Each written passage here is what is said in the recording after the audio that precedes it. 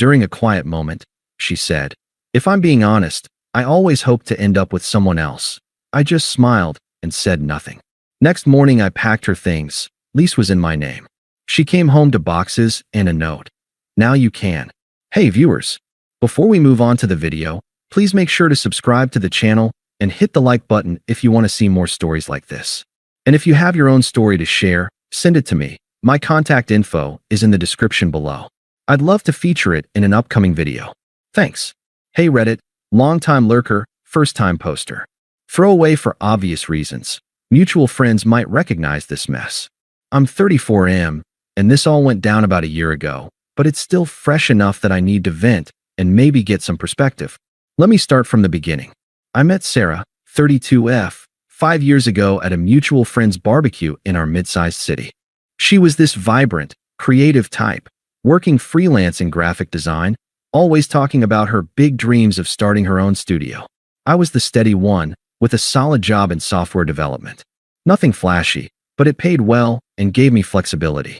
From the jump, I was all in. She moved into my apartment after 6 months because her place was a dump, and honestly, I loved having her around. The lease was in my name since I'd been there for years, and it just made sense. Over time, I bent over backward for her. She had student loans piling up, so I covered most of the rent and bills to give her breathing room. When she hit a rough patch 2 years in, lost a big client, spiraled into self-doubt, I was her rock. I'd come home from long days coding, make dinner, listen to her vent for hours. I even turned down a promotion that would have meant relocating because she wasn't ready to uproot her network. "We'll build this life together," I'd say, and I meant it. I pictured marriage, kids, the whole package. Little things, like surprising her with art supplies or planning weekend getaways to inspire her work, became our routine. She always said I was her safe harbor, and I took pride in that. But looking back, there were cracks I ignored. She'd make offhand comments about guys at her co-working space. "Oh, Jake's so adventurous. He just got back from backpacking in Europe." Jake was this colleague, mid-30s, always posting about his thrill-seeking life on social media. I'd brush it off as harmless, but it planted seeds of doubt. Still, I stayed loyal. No flirting on my end, no late nights out without her. I was committed through and through. Then came the night everything shattered. It was a quiet Thursday evening, about 8 months ago. We'd had a low-key dinner, pasta I cooked, and were lounging on the couch watching some mindless show. Out of nowhere, during a commercial break, she turns to me with this thoughtful look and says, "Hey, can we talk?" If I'm being honest, I always hoped to end up with someone else. I froze. The room felt like it tilted. "What do you mean?" I asked, keeping my voice even, though my heart was pounding. She sighed, like it was no big deal, and leaned back. "Don't get me wrong, you're amazing. Stable, kind, all that. But growing up, I imagined my life with someone more exciting. Someone who pushes boundaries, like Jake from work. He's got this energy, you know? Travels spontaneously, takes risks. I've been feeling like maybe I've settled, and it's not fair to either of us." Her words hit like a slap, but she said them so casually, almost smug, like she was doing me a favor by being honest. I could see the dismissal in her eyes, like I was a reliable car she'd outgrown, ready to trade in for a sports model. No tears, no hesitation. Just this entitled vibe, as if her dreams trumped the life we'd built. I didn't yell or beg. My mind raced. All those sacrifices, the late nights supporting her, the future I'd envisioned. But outwardly, I just smiled faintly and said, "Interesting." That's it. No more words. She looked at me expectantly, like she wanted a fight or reassurance, but I changed the channel and pretended to watch the show. Inside, though, it burned. Why wasn't I enough? Had I been a placeholder all along? The confusion gnawed at me as we went to bed in silence. She tried to cuddle, but I rolled away, staring at the ceiling until dawn. That night, I barely slept. Flashes of our relationship played in my head. The time I skipped a guy's trip to help her with a deadline, or when I loaned her money for a new laptop without a second thought. I'd given so much, and for what? To be told I was never her endgame? The unfairness settled in like a fog, thick and suffocating. But by morning, something shifted. Clarity, maybe, or just self-preservation. I realized I didn't want to fight for someone who saw me as second best. So, while she was out at a coffee meeting, I started packing. Not dramatically, just methodically. Her clothes, books, art stuff, all into boxes from the storage closet. I left the shared things, like furniture I'd bought, but anything distinctly hers went in. By noon, the living room had neat stacks by the door. I wrote a simple note. Now you can. Taped it to the top box. No anger, no explanations. Just finality. She came home around lunch, arms full of takeout bags, probably thinking we'd talk it out. The door swung open, and she stopped dead. "What the hell is this?" she demanded, dropping the bags. I was sitting at the kitchen table, sipping coffee, calm as could be. "Your things," I said evenly. "The lease is in my name, so I'll handle the paperwork to remove you. You can crash with friends or wherever until you sort it out." Her face twisted, a mix of shock and smugness fading into something sharper. "Are you serious? Over one conversation? You're just going to kick me out like this?" "It's not kicking you out," I replied, not raising my voice. "You said you hope for someone else. I'm giving you the space to find that. No hard feelings." She laughed, but it was bitter, dismissive. "Oh, please. You've always been so predictable. This is why I feel this way. No passion, no fight." Jake would have handled this differently, with real emotion. There it was again, the comparison, thrown like a dagger. But I didn't bite. Maybe he would. But I'm me, and this is how I handle it. "I'll help load your car if you want." She paced, justifying herself. "Look, I didn't mean it like that. You've been great, safe, reliable. But life's too short for good enough. I stayed because it was comfortable, but I owe it to myself to chase what I really want. You should too. This could be a wake-up call for you too." "I don't know, live a little." Her logic was twisted, making it sound like her betrayal was a gift. "I appreciate the honesty," I said, still composed. "But I've lived plenty. And now, so can you." She huffed, called me cold, but started grabbing boxes anyway. "You'll regret this. When I'm happy with someone who actually excites me, don't come crawling back."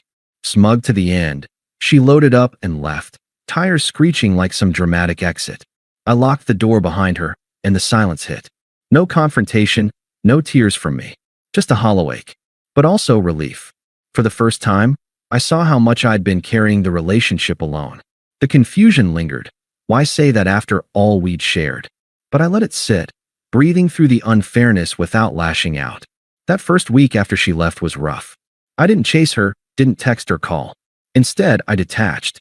Changed the locks that same day. Practical, not petty. Blocked her on everything temporarily, just to give myself space. The apartment felt empty. Echoes of her laughter bouncing off the walls I'd painted with her input.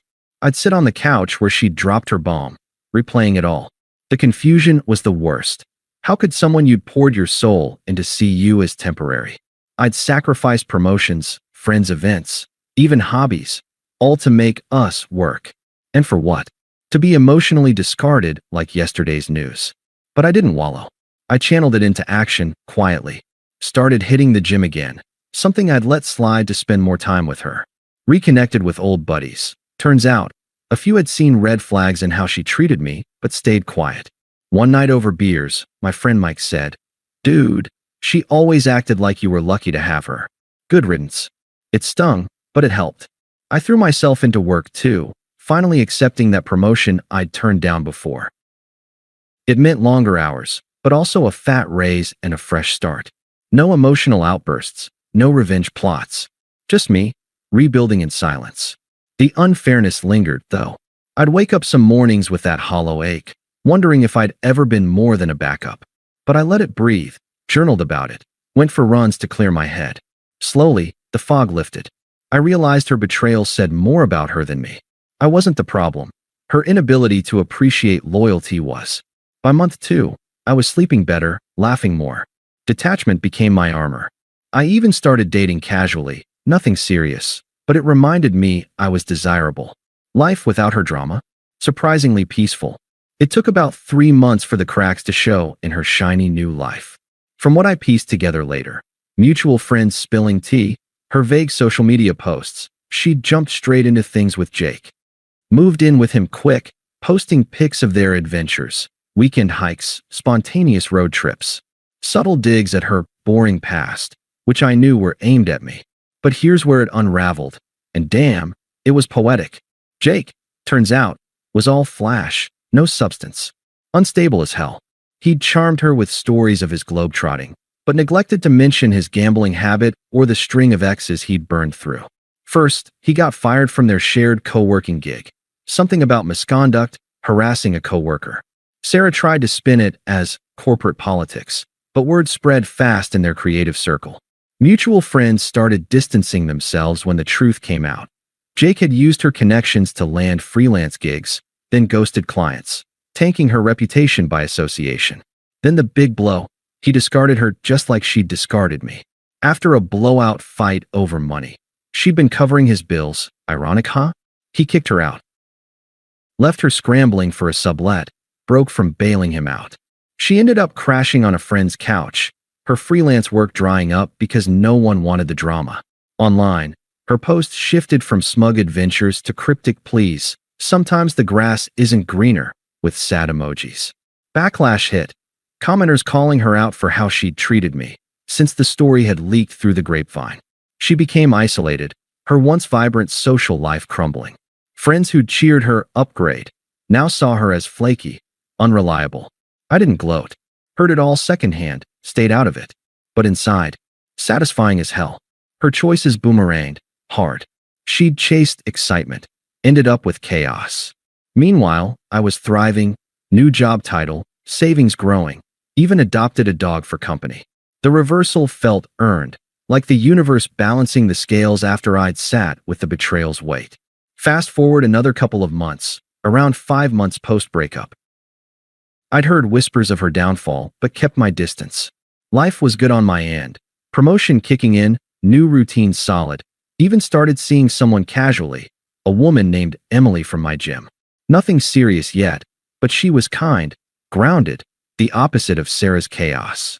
I was finally feeling like myself again, no longer confused or weighed down by the betrayal.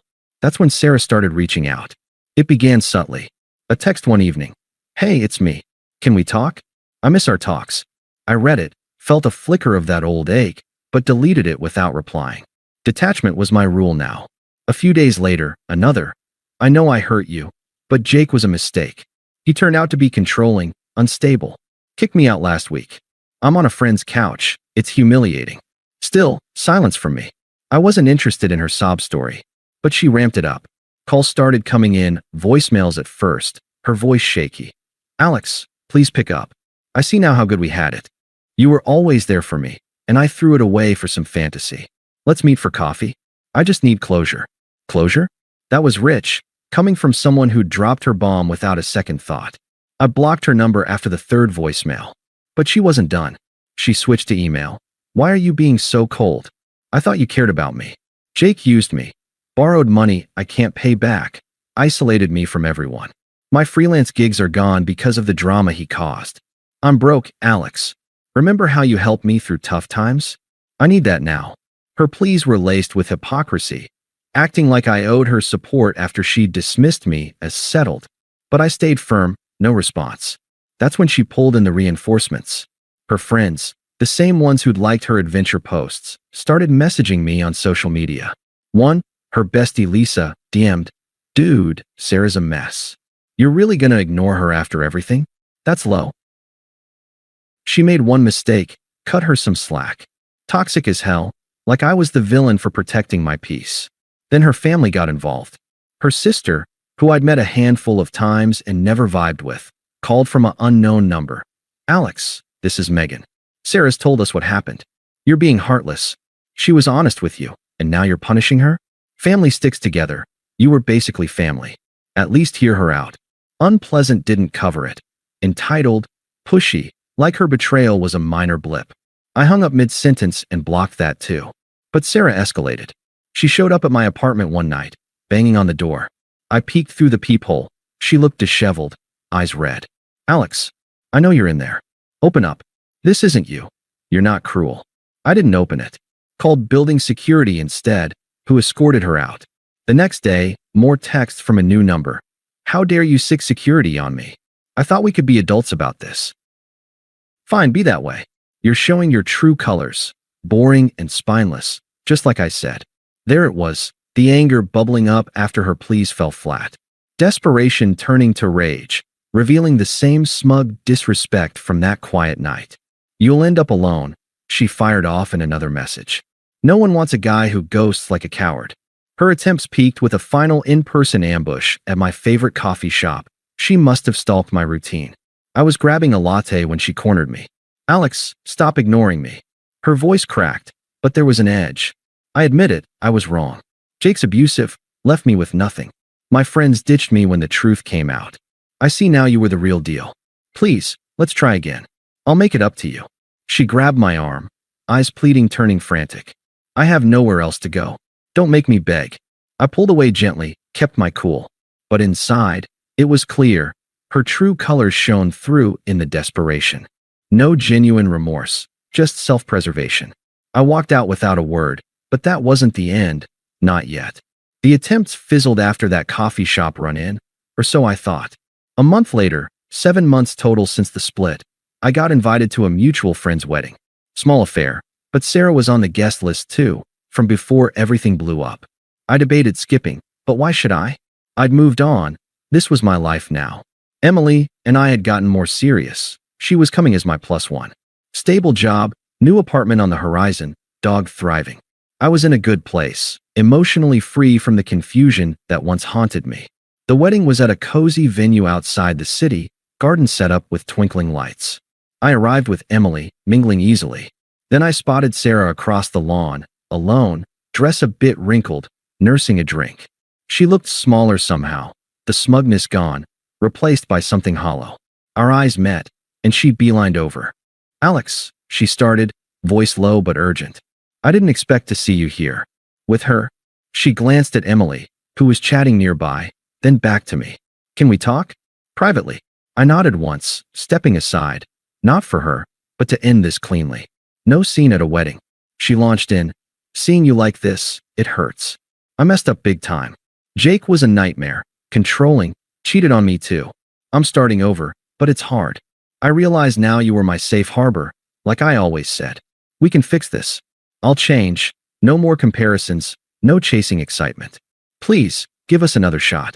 I see how good you look, how happy. That's what I want back. Her words dripped with hypocrisy, echoing her old justifications, but flipped. She reached for my hand, desperate.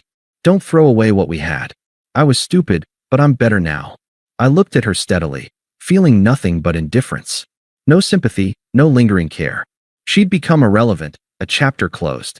Calmly, I mirrored her logic back. You said you always hoped for someone else, someone exciting. Now you have that freedom. Like you told me, life's too short for good enough. Her face crumpled. But that was a mistake. You're better than him. Seeing you with her, it makes me realize what I lost. Exactly, I said firmly, focusing on my growth. I've upgraded my life. New job, new horizons, someone who values what I bring without comparisons. You're not part of that anymore. Haven't been for a while. She teared up, anger flashing again. So that's it. You're just done? After I poured my heart out. I shrugged lightly, the reversal complete. You poured it out that quiet night too. This is me preserving my peace. Good luck, Sarah, truly. But we're over. I walked back to Emily, who squeezed my hand. Sarah slunk away, alone amid the celebrations. Later, friends told me she left early, humiliated. No more texts, no more ambushes. She'd seen the power flip, me thriving, her desperate. Final update. It's been a few months since the wedding. Emily and I are official now. Life's upgraded in every way. Sarah? Faded into irrelevance. Lesson learned. Don't beg for scraps when you deserve the feast. Thanks for reading, Reddit. Your comments help me process. If you're in a similar spot, walk away with dignity. It pays off. Thanks for watching. Make sure to subscribe to the channel and hit the like button. What do you think about this story? Share it in the comments.